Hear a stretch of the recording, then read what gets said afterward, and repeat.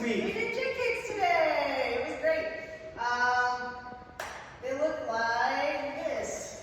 Good. Watch the butts and watch the weight. 5, 6, 7, 8. 5, 6. Boot. Oh. Either way, that's how we do it. We swing the butt a little bit, and then you tried it together, and it was like this.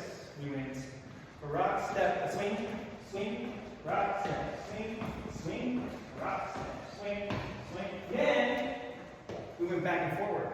So we're going to go away. This time we're going back. Rock, step, kick, and rock, step, kick. Then we're going to come forward. Rock, step, kick, and rock, step, kick. We talked about how swinging your butt is really key to both of those being successful. And how you can do it in open and in close. You can do a bunch in a row, or you can add the rock step and do 2 kicks and then another rock step. It was all up to you, and you guys did great. And now